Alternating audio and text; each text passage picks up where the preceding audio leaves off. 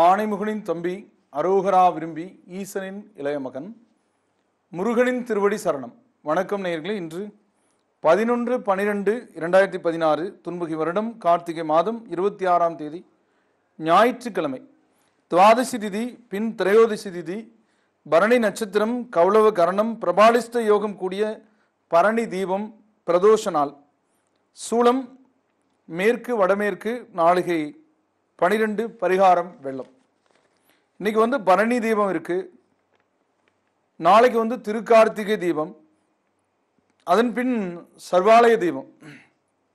இன்னைக்கும் தீபம் வைக்கலாம் வீட்டில், நாளைக்கும் வைக்கலாம், நாளை மறுநாளும் வைக்கலாம், 3 நாள் தீபம் வைக்கலாம். அதோட கோவில்களிலும் 3 நாள் வச்சாலும் கூட திருவண்ணாமலையில் நாளைக்கு மிகச்சிறப்பாக தீப ஏற்பாடுகள் இருக்கும். அதோட அதுக்கு அடுத்த நாள் நாட்டில் உள்ள ஆலயங்களில் அனைத்திலும் அந்த கம்பத்தில் தீபம் ஏற்றுவாங்க. இந்த நடைமுறைகள் காலங்காலமாக பின்பற்றப்பட்டு வருது. ஆக இறைவன் நெருப்பாக, ஒளியாக நம் உள்ளத்தில் இருக்கக்கூடிய இருளை நீக்குவதற்காக வரார். அது கிருத்திகை நட்சத்திரம்னு சொல்லக்கூடிய கார்த்திகை மாசம் கிருத்திகை நட்சத்திரத்தில் இந்த சிறப்பு ஏற்படுது. இது முருகனுடைய நிலையும் வெளிப்படுத்தக்கூடிய, சிறப்புகளை வெளிப்படுத்தக்கூடிய நாள்னு எடுத்துக்கலாம், சிவபெருமானை மட்டுமல்லாமல். ஏன்னா சிவமே முருகன் அப்படின்னு சொல்லலாம். பெண் வயிற்றில் பிறந்தவன் கிடையாது முருகன். முருகன் ஆண்மகன். கிருபானந்த வாரியார் சொல்லுவார், எல்லாரும் பெண் மக்கள், முருகன் ஒருவனே ஆண்மகன் அப்படின்னு. நீங்க யோசிக்கலாம், என்ன அப்ப நாம ஆண்மகன் இல்லையா அப்படின்னு. ஆணினுடைய மகன், ஆண் உருவத்திலிருந்து வெளிப்பட்ட குழந்தை, அந்த வகையில் சொல்லுவார். நாமெல்லாம் பெண் மக்கள், பெண் பெற்ற மக்கள், அவன் மட்டுமே ஆண்மகன் அப்படின்னா அது எப்படின்னா அவருடைய ஜெராக்ஸ் அப்படின்னு சொல்லலாம். அவரையே திரும்ப உருவாக்குறது. ஒரு முனிவோட ஒரு சாபத்தால லிங்கமாக தான் இங்கே இருக்க முடியும், உருவமாக வர முடியாதுங்கிற பட்சத்தில் அவருக்கு நிறைய தெரியும் இல்லையா, சட்ட நுணுக்கங்கள். அவரையே உருவாக்குனது தான். ஆமாம், நம்ம அப்பாவோட அப்படியே இதுதான் நம்முடைய நிலையை தான், குழந்தை பேரன் அப்படி தான், அந்த மாதிரி தான். அப்போ அந்த நெற்றிக்கண்ணிலிருந்து தோன்றிய அந்த நிலை, அந்த நெருப்பாக விழுந்த நிலை, அசுரனை அழிக்கிறதுக்காக, இந்த பூமியில் அசுர சக்திகளை அழிக்கிறதுக்காக. ஆக இன்னைக்கும் நம்ம தீபம் ஏற்றது, நாளைக்கு தீபம் ஏற்றது, நாளை மறுநாள் தீபம் ஏற்றது மூலமா நம்ம உள்ளத்தில் இருக்கக்கூடிய இருள் இருக்கிற இடத்துல அசுர சக்திகள் இருக்கும். இருள் இருக்கிற இடத்துல நமக்கு பயம் இருக்கும். இருள் இருக்கிற இடத்துல நமக்கு இடையூறு இருக்கும். ஆக அந்த ஒளி, பொதுவாகவே இந்த உலகம் இருளானது. அந்த சூரியன் என்று சொல்லக்கூடிய அந்த சிவபெருமானுடைய அம்சம்தான் சூரியன். அந்த ஒளி நமக்கு இந்த பூமிக்கு வர்றது மூலமா நமக்கு இந்த உலகம் இயங்குது. நமக்கு எல்லாமே வெளியில தெரியுது, எது எப்படிப்பட்டது எல்லாமே பிரித்தறிய முடியுது. அந்த இறைவன் எனும் சிவனுடைய அம்சமான, அக்னி அம்சமான அந்த சூரிய பகவான் வெளிப்படுறதுனாலேயே இந்த உலகத்தில் உள்ள விஷயங்களை நம்ம பிரித்தடிகிறோம். அப்படி இல்லைன்னா நமக்கு எதுவுமே தெரியாது. ஆக அந்த இறைவனை வழிபடும் போதும் உள்ளத்தில் இருக்கக்கூடிய, இந்த பூமியில் இருக்கிற இருள் அகல்ற மாதிரி நம்ம உள்ளத்தில் இருக்கக்கூடிய இருள் அகலும் போது ஒவ்வொருத்தருடைய உள்ளத்திலும் என்ன இருக்குது நம்மளால அறிய முடியும். இப்போ வெளிப்படையா சில பேர் நடிப்பாங்க, மனசுல ஒரு சூழ்ச்சி வச்சிருப்பாங்க. அந்த சூழ்ச்சிக்காரங்களுடைய நிலையை நம்மளால அறிய முடியும்னு சொல்லலாம். அப்போ அதனால அவங்களை விட்டு நம்ம விலகிக்கலாம். நமக்கு அவங்களால ஏற்படக்கூடிய இடையூறுகள் இருக்காது. இதுக்கெல்லாம் தான் இறை வழிபாடு செய்யறது. ஆக ஒளிமயமான எதிர்காலம் உருவாக இன்னைக்கு வீட்டில் விளக்கு வையுங்க, கோவில்களில் வையுங்க.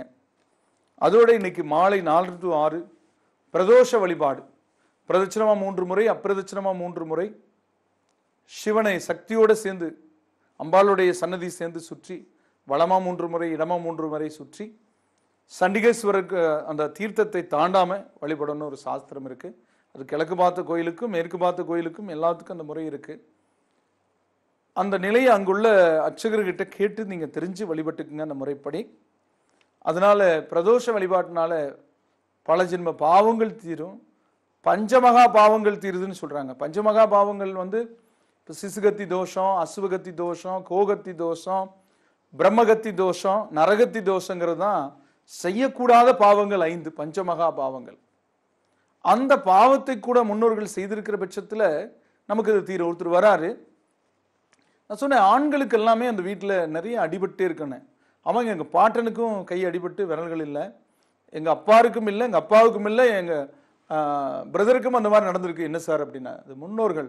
உங்கள் பாட்டனோட அப்பன் பூட்டை ஒருத்தனை கொண்டு இருப்பான், கையை வெட்டி கொண்டு இருப்பான், இல்லை கையை வெட்டி இருப்பான்.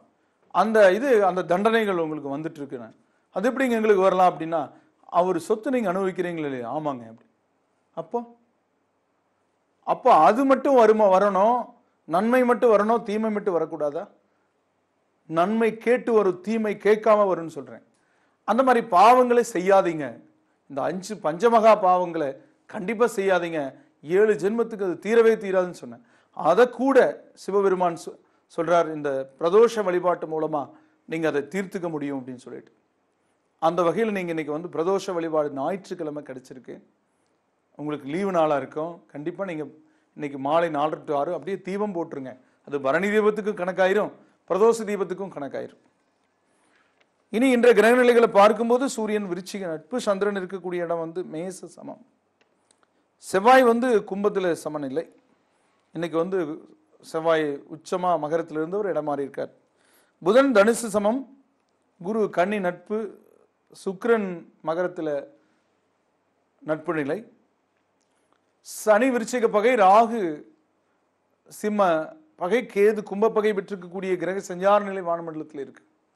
இனி இன்றைய ராசி பலன்களை மேஷம் முதல் மீனம் வரைக்கும் பார்க்கலாம். முதல்ல வந்து மேச ராசி வார பலன்களாக முதல்ல மேச ராசி. அசுவனி பரணி கிருத்திகை 1ஆம் பாதம் கொண்ட ராசி, ராசி அதிபதி செவ்வாய். இந்த ராசிக்கு இன்னைக்கு ஜென்மத்திலே சந்திரன் இருக்கார். இன்னைக்கு இருக்கக்கூடிய இடம் வந்து அற்புதம். நாளைக்கு வந்து கிருத்திகை நட்சத்திரத்துல ரிஷபத்துக்கு போயிடுவார். ஆக இன்னைக்கு ஜென்ம சந்திரன் அற்புதம். நாளைக்கு 2ஆம் இடமும், நாளை மறுநாளும் 2ஆம் இடமும் சிறப்பு.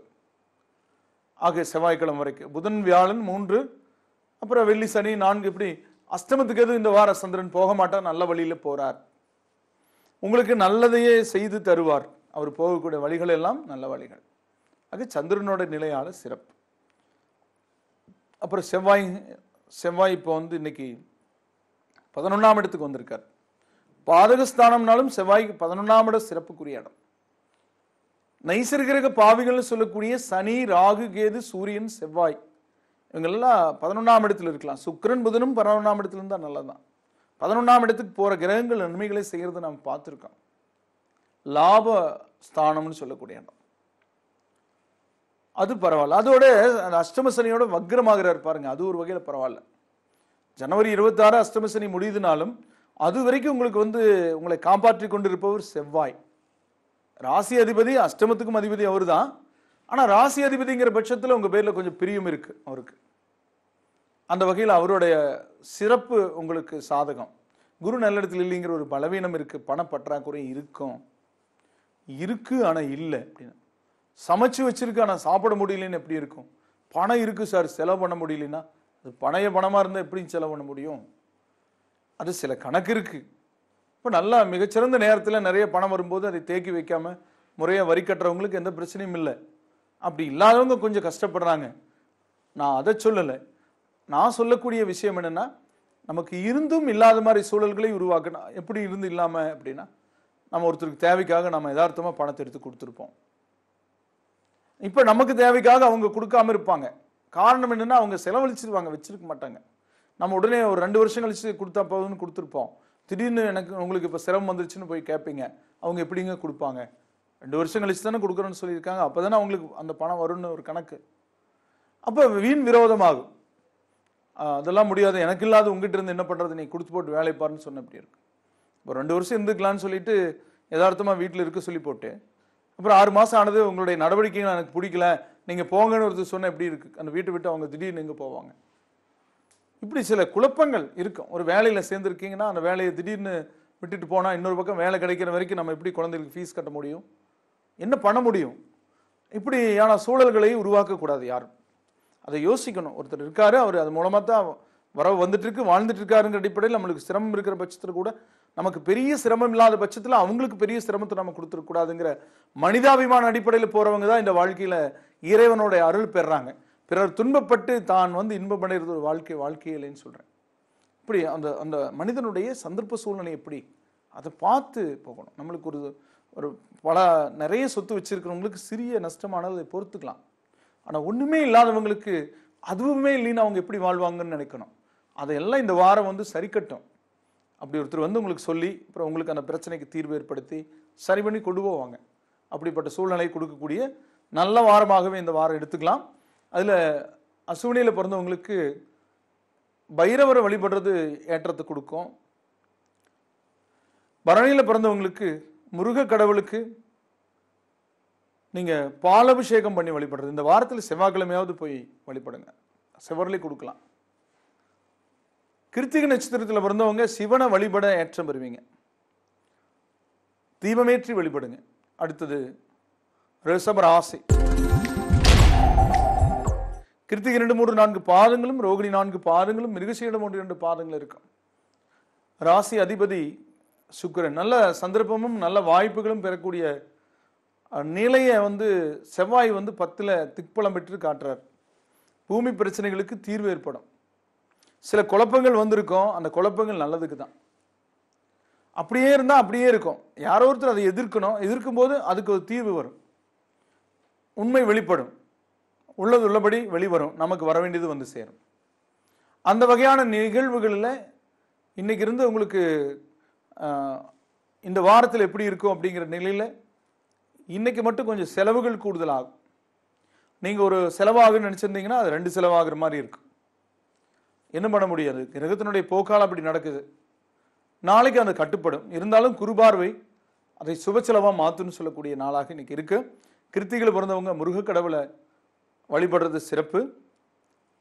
ரோகிணியில் பிறந்தவங்க இன்னைக்கு விஸ்வகர்மாவை வழிபடுங்க.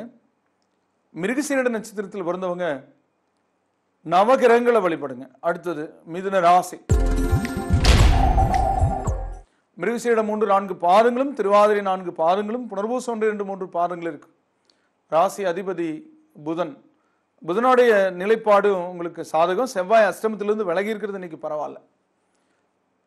அஷ்டமத்திலிருந்து கொஞ்சம் குழப்பங்களை கொடுத்துட்டு இருந்தார்.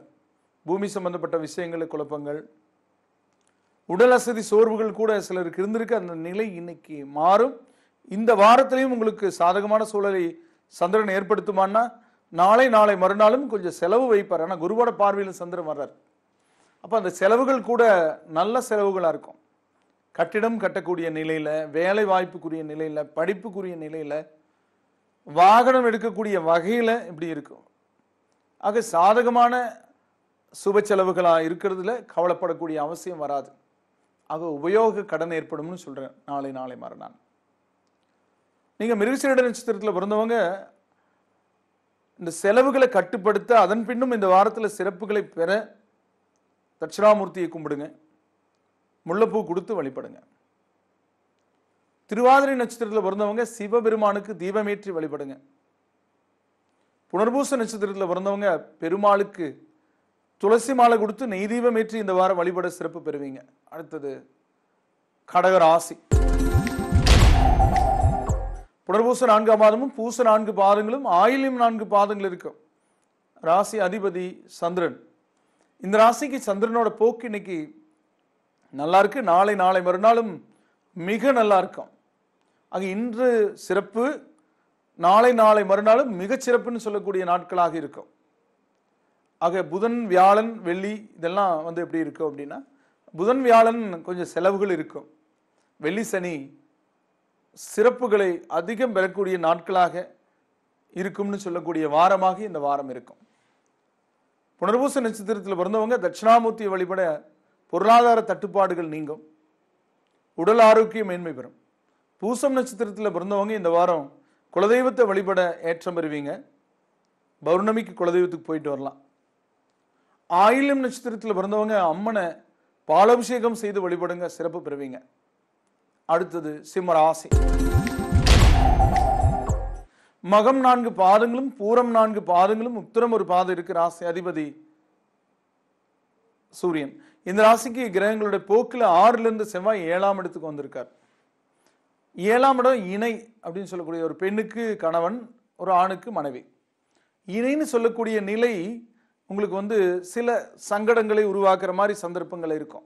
வாக்குவாதங்கள் தேவையில்லாமல் இருக்கு பார்க்கும். பேச்சுவார்த்தைகளில் முரண்பாடுகள் இருக்கும். நீங்கள் ஒன்று சொன்னீங்கன்னா அதுக்கு எதிராக செயல்படும் போது அது நமக்கு கஷ்டமாக இருக்கும். பொதுவாக அசைவம் சாப்பிட்றவங்க நிறைய பேர் இருப்பாங்க. கோயிலுக்கு பொதுவாக போயிட்டு இருக்கும்போது அது பிரியப்படக்கூடாது. சிலதெல்லாம் கட்டுப்பாடுகள் வேணும். அந்த மனக்கட்டுப்பாடு இல்லைன்னா வாழ்க்கையை ரொம்ப சிரமப்பட்டுருவோம். நினச்சதெல்லாம் மனசில் தோன்றதெல்லாம் பண்ணணும், நினச்சதெல்லாம் சாப்பிடணும்னு நினைக்கக்கூடாது. அந்த சில விரத முறைகள், ஒரு 12 நாளைக்கு விநாயகருக்கு தண்ணி ஊற்றி சொல்கிறோன்னா அந்த 12 நாளைக்கு அசைவத்தை விடுறதுல என்ன இப்போகுது? அதெல்லாம் கொஞ்சம் சில விரத முறைகள் ஒரு வேளை சாப்பிடாம இருந்தால் உடம்புக்கு நல்லது.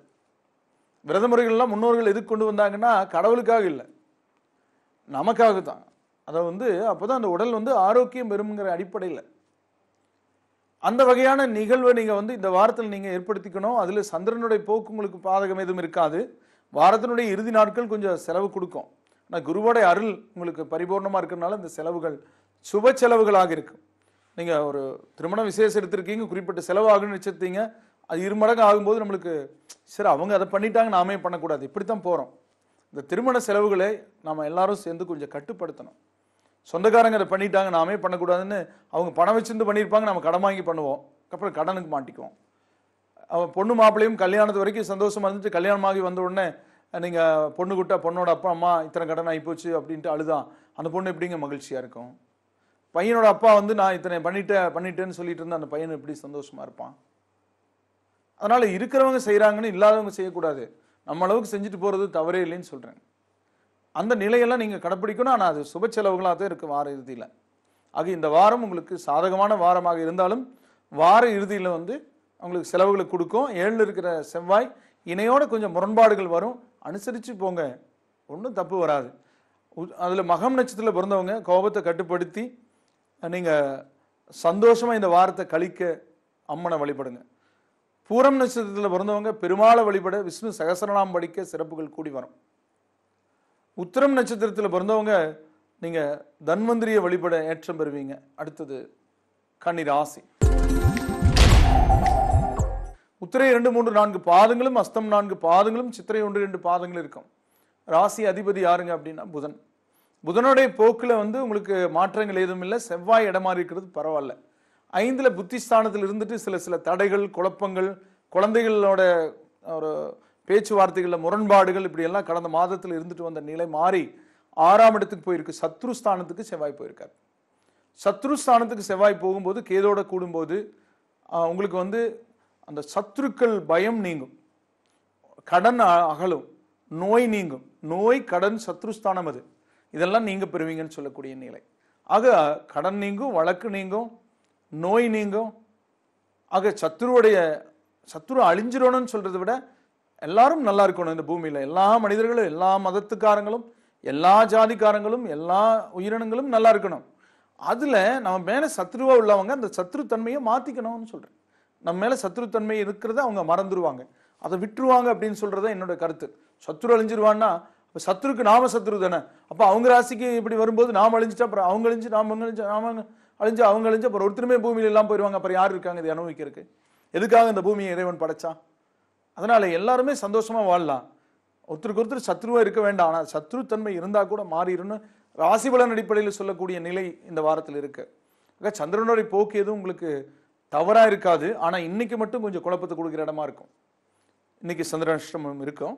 நாளையிலிருந்து உங்களுக்கு இந்த வாரம் முழுக்க 6 நாட்களும் சிறப்புக்குரிய சந்தர்ப்பம் இருக்கிறதுனால இன்னைக்கு மட்டும் போக்குவரத்து, பேச்சுவார்த்தை, கொடுக்கல் வாங்கல் எல்லா விஷயத்திலையும் கொஞ்சம் கவனமா இருங்க. இன்னைக்கு உத்தர நட்சத்திரக்காரங்க சிவபெருமான வழிபட சிறப்பு பெறுவீங்க. அஸ்தம் நட்சத்திரக்காரங்க அம்மனை கும்பிடுங்க.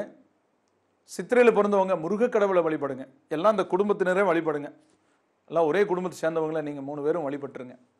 அடுத்தது துலா ராசி. சித்திரை 3, 4 பாதங்களும், சுவாதி 4 பாதங்களும், விசாக 1, 2, 3 பாதங்கள் இருக்கிற ராசி அதிபதி யாருங்க அப்படின்னா ஒரு சுக்கிரன். சுக்கிரனுடைய போக்கு பரவாயில்லைங்க. செவ்வாய் 4ஆம் இடத்திலிருந்து சுகஸ்தானத்திலிருந்து 5ஆம் இடத்துக்கு போயிருக்கார். அது மோசம் இல்லை, 6 தான் சிறப்பு. 4க்கு 5 பரவாயில்லைன்னு சொல்லக்கூடிய இடம். இந்த அஷ்டாத்தம செவ்வாய் நீங்கி பஞ்சம செவ்வாயா வந்திருக்கு. அதனால இடையூறுகள் கொஞ்சம் குறையக்கூடிய சந்தர்ப்பங்கள் உண்டாகும். தாய் வழி உறவுகளுக்கிடையே இருந்த சங்கடங்கள் விலகும், கல்வியிலிருந்து வந்த முட்டுக்கட்டை நீங்கும், சுகக்குறைவு அகலும். முக்கியம், அதுதான் முக்கியம். இந்த சுகக்குறைவு இருந்ததுன்னா மூட்டு வலி, பாத வலி, இடுப்பு வலி, தோல் வலி, இப்படி பல வழிகள் மனிதனுக்கு இடையூறு செய்யக்கூடிய வழிகளா இருக்கு. அதுக்கு நல்ல வழி கிடைக்கும். அந்த வகையில் பார்க்கும்போது சித்திர நட்சத்திரத்தில் பிறந்தவங்க இன்னைக்கு வந்து சக்கரத்தாழ்வாருக்கு அபிஷேகம் செய்து வழிபடுங்க, சிறப்பு பெறுவீங்க. தீபமேற்றி வழிபடுங்க, அர்ச்சனை செய்து வழிபடுங்க. அதோட சுவாதியில் பிறந்தவங்க இன்னைக்கு என்ன பண்ணணும் அப்படின்னா, இன்னைக்கு பெருமாளை வழிபடுறது உங்களுக்கு ஏற்றத்தை கொடுக்கும். விசாகத்தில் பிறந்தவங்க இன்னைக்கு தட்சிணாமூர்த்திக்கு தீபமேற்றி வழிபட மாலை 6 to 7 நன்மை நடக்கும். இந்த வாரத்திலையும் வழிபடலான்னு சொல்றேன். ஏன்னா வார பலன்கள் இந்த வாரம் உங்களுக்கு வந்து நாளை மறுநாளும் சந்திரன் அஷ்டமத்திற்கு வர்றார், கொஞ்சம் குழப்பங்களை கொடுப்பாரு. அதுக்கப்புறம் பிரச்சனை இல்லை, இன்னைக்கும் பிரச்சனை இல்லை. நான் சொல்ற வழிபாடெல்லாம் செய்யும் போது நாளை மறுநாளும் வரக்கூடிய அந்த சந்திராஷ்டமம் உங்க ராசிக்கு இடையூறு பண்ணாது, குழப்பம் விளைவிக்காது. அடுத்தது விருச்சிக ராசி. விசாக 4ஆம் மாதமும் அனுச 4 பாதங்களும் கேட்ட 4 பாதங்கள் இருக்கிற ராசி அதிபதி செவ்வாய். இந்த செவ்வாய் 3ஆம் இடத்திலிருந்து 4ஆம் இடத்துக்கு போயிருக்காரு. 3 துணிச்சலை கொடுத்தாரு. இப்போ அஷ்டார்த்தமத்துக்கு போயிருக்காரு. கொஞ்சம் உடல் அசதி, சோர்வு, கொஞ்சம் தேவையற்ற கவலை, சிறு சிறு தடைகள் அவர் ஏற்படுத்துவார்னு பொதுவாக சொன்னாலும் குருவோட வலிமை வர ஆகஸ்ட் வரைக்கும் இருக்கிறது உங்களுக்கு சிறப்பாக இருக்கிறதுனால அதை தகர்த்துருவீங்க, அந்த பலவீனத்தை போக்கிடுவீங்க. அப்புறம் ஜென்மத்திலிருந்து விலகக்கூடிய சனியும் உங்களுக்கு தொல்லைகளை கொஞ்சம் கொடுக்கறது குறைச்சிக்குவாருன்னு சொல்லக்கூடிய நிலை இருக்கு. ஆக ஆனால் இந்த வாரத்தில் எப்படி இருக்கு அப்படின்னா, இன்னைக்கு வந்து 6ஆம் இடத்துல கூடிய சந்திரன் நாளை மறுநாளும் திங்கள் செவ்வாய் 7ஆம் இடத்துக்கு வர்றார். புதன் வியாழன் உங்களுக்கு அஷ்டமத்துக்கு வர்றார். புதன் வியாழனை மட்டும் நீங்கள் வந்து போக்குவரத்தில், கொடுக்கல் வாங்கல, பேச்சுவார்த்தைகளில் கொஞ்சம் கவனமாக இருக்கணும். முக்கியமாக சந்திரன் அஷ்டமத்தில் இருக்கும்போது சுபகாரியங்கள் எடுக்கக்கூடாதுன்னா, குடும்பத்தில் இருக்க எல்லாருக்குமே பார்த்தா எப்பவுமே சுபகாரியம் எடுக்க முடியாமல் போயிடும். அந்த ராசிக்காரங்களுக்கு முக்கியமான நிகழ்வுகளை எடுக்க வேண்டாம் அப்படின்னு சொல்லி ஒரு பெயர் வைக்கிறது குழந்தைக்கு, ஒரு காது குத்துறது, ஒரு சீர் பண்ணுறது, ஒரு வளைகாப் பண்ணுறது, ஒரு திருமணம் பண்ணுறது, இப்படி புண்ணியர்ச்சனை அவங்க பேர்ல இருந்து பண்ணுறது, இதெல்லாம் கொஞ்சம் அவாய்ட் பண்ணிக்கிறது நல்லதுன்னு சொல்லக்கூடிய நிலை தான். மற்றபடி உங்களுக்கு வந்து இன்னைக்கும் நாளை மறுநாளும் சிறப்பு இருக்கு. புதன் வியாழன் எச்சரிக்கை கவனம். அதன் பின் வெள்ளி சனி உங்களுக்கு சிறப்புகளை கொடுக்கக்கூடிய வாரமாக இந்த வாரம் அமையும். இந்த வாரத்தில் நீங்க வழிபடக்கூடிய தெய்வமா விசாக நட்சத்திரத்தில் பிறந்தவங்க விநாயகரை வழிபடுங்க. விநாயகர் அகவல் அல்லது விநாயகருடைய பாடல்களை பாடி. அனுசம் நட்சத்திரத்தில் பிறந்தவங்க அம்மனை வழிபடுங்க. கேட்டை நட்சத்திரத்தில் பிறந்தவங்க நவகிரகங்களை வழிபடுங்க. அடுத்தது தனுசு ராசி. மூலம் 4 பாதங்களும், பூராடம் 4 பாதங்களும், உத்திராடம் ஒரு பாதம் இருக்கிற ராசி அதிபதி குரு பகவான். இந்த ராசிக்கு மாற்றங்களுக்குரிய சந்தர்ப்பங்கள் இருந்தாலும் இன்னைக்கு சாதகமான சூழலை உங்களுடைய சிந்தனை ஆற்றல் செயல்படுத்தி காட்டும். இந்த வாரத்தில் அப்புறம் நாளைக்கு எப்படி இருக்கு அப்படின்னா, நாளைக்கு 6ஆம் இடத்துக்கு போகும். அது கூட மோசம் இல்லை, நாளானைக்கும் இருக்கும். அப்போ செவ்வாய், புதன் வியாழனும் 7ஆம் இடத்துல பரவாயில்ல. வெள்ளிக்கிழமை மதியத்துக்கு பின் சனிக்கிழமையும் கொஞ்சம் குழப்பங்களை ஏற்படுத்தக்கூடிய நிலைக்கு சந்திரன் வருவார். ஆக இந்த வாரத்தினுடைய இறுதி நாட்கள் கொஞ்சம் எச்சரிக்கை கவனமாக இருக்கணும். இந்த வாரத்தினுடைய முதல் 5 நாட்கள் உங்களுக்கு சாதகமான நிகழ்வுகளை கொடுக்கும்னு வேலைக்கு போகிறவங்க இந்த நிகழ்ச்சியை தினந்தோறும் பார்க்க முடியாதவங்க பார்த்து தெரிஞ்சுக்கலாம். நம்ம யூடியூப்பில் கூட சூப்பர் டியூப்பில் போட்டிருக்கோம். அப்போ அங்கே கூட நீங்கள் போய் யூடியூப்பில் சூப்பர் டியூப்னு நீங்கள் பண்ணி அந்த இதை பார்த்துக்கலாம். நீங்கள் இந்த நிகழ்ச்சியை தொடர்ந்து பார்த்துக்கலாம். மற்ற நாட்கள்லையும் கூட பார்த்துக்கலாம். என்னோடது அன்னூர் கேஆர் வேலுசாமின்னு ஃபேஸ்புக்கு நீங்கள் அதுக்குள்ளே போனால் கூட நான் அதில் ஷேர் பண்ணியிருக்கேன், பார்த்துக்கலாம். அந்த வகையான நிகழ்வுகளை எதுக்காக சொல்கிறோம் அப்படின்னா, உங்களுக்கு அலுவலகத்துக்கு போகிறவங்க தினந்தோறும் பார்க்க முடியாதுங்கிற அடிப்படையில் தான் நாங்கள் இந்த வார பலன்களை சொல்ல ஆரம்பித்து அதை தொடர்ந்து நம்ம சொல்லிட்டு வரோம். அந்த நிகழ்வுகளில் இந்த வாரத்தில் இப்படிப்பட்ட நிகழ்வுகள் ஏற்படுங்கிறது நீங்கள் தெரிஞ்சு அதுக்கு தகுந்த மாதிரி பிளான் பண்ணி போகிறதாகவும், அதனால் நட்பலன்களை அடையிறதாகவும் நிறைய பேர் சொன்னதுனால நாங்கள் அதை தொடர்ந்து சொல்லிட்டு இருக்கோம். ஆக இந்த வாரம் இப்படிப்பட்ட நிகழ்வுகள் ஏற்படுறத நீங்கள் இறைவனுடைய அருளால் பலவீனங்களை தடுக்க மூல நட்சத்திரத்தில் பிறந்தவங்க நவக்கிரகங்களை கும்பிடுங்க. பூராட நட்சத்திரத்தில் பிறந்தவங்க விரும்பியது நிறைவேற, வினைகள் அகல, முன்வினைகளும் அகல நீங்கள் வந்து சிவனுக்கு தீபமேற்றி வழிபடுங்க. முக்கியமாக இந்த இன்று நாளை மறுநாள் 3 நாட்களும் வழிபட உங்களுக்கு சிறப்பு கிடைக்கும். உத்திராட நட்சத்திரத்தில் பிறந்தவங்க விநாயகருக்கு வெள்ளருக்குல மாலை போட்டு வழிபட சிறப்பு பெறுவீங்க இந்த வாரத்தில். அது தவிர மற்ற தெய்வங்களையும் அந்தந்த பண்டிகை காலங்களிலும் விசேஷ காலங்களிலும் வழிபடுறது வழிபட்டுக்கலாம். அதில் ஒன்றும் நம்ம வந்து நம்ம சொல்லாத தெய்வத்தை நீங்கள் வழிபடக்கூடாது, சொல்கிற தெய்வத்தை தான் வழிபடணுங்கிறது அர்த்தம் இல்லை. அவசியம் வழிபடக்கூடிய தெய்வங்களுடைய நிலையை மட்டும் நம்ம சொல்லிட்டு இருக்கோம். அடுத்தது மகர ராசி. உத்திராட 2, 3, 4 பாதங்களும், திருவோணம் 4 பாதங்களும், அவிட்டம் 1, 2 பாதங்கள் இருக்கும். ராசி அதிபதி சனி பகவான். இந்த ராசிக்கு கிரகங்களுடைய போக்கு நல்ல நிகழ்வுகளை கொடுக்கக்கூடிய வகையில் இந்த வாரம் இருக்கும். 4ஆம் இடம், 5ஆம் இடம், 6ஆம் இடம், 7ஆம் இடம்னு போகக்கூடிய சந்திரன் நல்ல வழியில தான் போறாருன்னு சொல்றேன். 6ஆம் இடம் 7 கூடயும் 6ல் இருக்கும்போது இணையோட சத்துருத்தன்மை ஏற்படும்னு சொல்லக்கூடிய சந்தர்ப்பம் இருக்கு. இருந்தாலும் அது ஒரு பலவீனம் இல்லைங்கிற ஒரு சாஸ்திரம் இருக்கு 6ஆம் இடம். அந்த வகையில் இந்த வாரம் முழுக்க சந்திரனுடைய நடைப்பயணம் உங்களுக்கு சாதகமாகவே அவர் வேலைகளை செஞ்சுட்டு போறார். அதோட சுக்கிரன் இருக்கக்கூடிய இடம் பரவாயில்ல. இந்த செவ்வாய் மட்டும் 2ஆம் இடத்துல வரார், வாக்கு குடும்பஸ்தானத்துல. குடும்பத்துக்குள்ள சின்ன சின்ன சங்கடங்கள், பேச்சுவார்த்தைகள்ல சில சுணக்கங்கள் ஏற்பட வாய்ப்பு இருக்குது. அதனால கொஞ்சம் அனுசரித்து விட்டு கொடுத்து போங்க. சில பேருக்கு வேலை இல்லாமல் சும்மா உட்காந்துருப்பாங்க, ஏதாவது பேசிகிட்டே இருப்பாங்க. பெரியவங்க நிறைய பேர் இருக்காங்க, ஏதாவது ஒன்று சொல்லிட்டு இருப்பாங்க, அந்த காலத்து மாதிரியே பேசுவாங்க. கால சூழலுக்கு தகுந்த மாதிரி போய்க்கணும். இன்னைக்கெல்லாம் அந்த நிலையை நம்ம ஏற்படுத்தலைன்னா அது தொடர்ந்து நம்ம இடத்துல எதுவும் தங்காது அப்படிங்கிற ஒரு நிலையை புரிஞ்சுக்கணும். ஆக இந்த வாரம் நீங்கள் புரிந்து செயல்பட உங்கள் காரியம் அனைத்தும் வெற்றி பெறும். அனுசரித்து போக உங்கள் காரியம் அனைத்தும் வெற்றி பெறும். இனிமையாக பேச உங்கள் காரியம் அனைத்தும் வெற்றி பெறும். விடாமுயற்சிக்கு நல்ல பலன் கிடைக்கும் அப்படின்னு கிரகங்களும் ஒத்துழைக்கும். உத்திராடத்தில் பிறந்தவங்க அம்மனை வழிபடுறதும், திருவோணத்தில் பிறந்தவங்க நவகிரகங்களை வழிபடுறதும், அவிட்டத்தில் பிறந்தவங்க விஸ்வகர்மாவை வழிபடுறது, அந்த வீடு கட்டடம் போன்ற நிலைகள் தடைகள் நீங்கும். அடுத்தது கும்பராசி. அவிட்டம் 3, 4 பாதங்களும், சதயம் 4 பாதங்களும், பூரட்டாதி 1, 2, 3 பாதங்கள் இருக்கிற ராசி அதிபதி சனி. வாய்ப்புகள் வாயில் கதவை தேடி வரக்கூடிய வாரமாக இந்த வாரம் இருக்கும். ஆனாலும் காரியம் கொஞ்சம் தள்ளி போனாலும் அது முடிவாகிறதுல மகிழ்ச்சி இருக்கும். இப்போ ஒரு பொண்ணு அமையுதுன்னா அது சரிங்க அடுத்த ஆவணிக்கு மண்டபம் கிடைக்குது பண்ணிக்கலான்னு சொல்லுவாங்க. அதுவும் கூட சரிதான், ஏன்னா அப்போதான் குரு நல்ல இடத்துக்கு வருது அப்படின்னு சொல்கிறோம். இந்த கேது ஜென்மத்தை விட்டு விலகுது அப்படின்னு, இருள் விலகுது அப்படிங்கிற மாதிரி அந்த நிலைகளெல்லாம் மாறும்போது சிறப்புகள் பெறக்கூடிய வாய்ப்புகள் அதிகம் இருக்குன்னு சொல்கிறது. இப்போ ஒருத்தருடைய வார்த்தை அப்படி வருதுன்னா அது ஏதோ பரவாயில்ல, அது ஒரு காரணமாக தான் வருதுன்னு புரிஞ்சுக்கணும். அதெல்லாம் முடியாது, இப்போவே பண்ணலாட்டி வேண்டாம் அப்படின்னு சொல்கிறவங்க சில பேர் பிடிவாதமாக இருப்பாங்க. எதுவுமே ஒரு நல்லதுக்கு அப்படிங்கிறது தெரிஞ்சு போகிறவங்க இந்த வாழ்க்கையில் உயர்ந்த நிலைக்கு வந்திருக்கிறத நாம் பார்த்துருக்குறோம். அந்த வகையான நிகழ்வுகள் இந்த வார சந்திரனுடைய போக்கு சாதகமாகவே அவருடைய நடைப்பயணம் இருக்கிறதுனால உங்களுக்கு சிறப்புகளை கொடுப்பார், அதுக்கான வேலைகளை செய்வார். ஆனாலும் உங்களுக்கு அவர் சத்துரு ஸ்தானத்துக்குரிய ஆதிபத்தியம் உள்ளவராக இருந்தாலும் பொதுவான விஷயத்தில் மனக்காரங்கிற அடிப்படையில் அவர் நல்லது செய்ய வேண்டிய கட்டாயத்துக்கு இருக்கார். ஏன்னா எதிர்கட்சியாக இருந்தாலும் எதிர்கட்சிக்காரங்களாக இருந்தாலும் அவங்களுக்காக அந்த ரோடு போட மாட்டேன், இங்கெல்லாம் நிறைய எனக்கு ஓட்டு போடாதவங்க இருக்காங்க, இந்த தொகுதியில் எங்கள் கட்சி ஜெயிக்கல அதனால் நாங்கள் இந்த தொகுதிக்கு ஒன்றும் பண்ண மாட்டேன்னு எதுவும் சொல்கிறாங்களா? அந்த மாதிரி சந்திரன் அது உங்கள் ராசிக்கு சத்ருத்தன்மையுடையவராக இருந்தாலும் பொதுவான வழியில் போகிற வழியில் உங்களுக்கு செய்ய வேண்டிய விஷயங்களை செஞ்சுட்டு போவார்னு சொல்லக்கூடிய நிலை.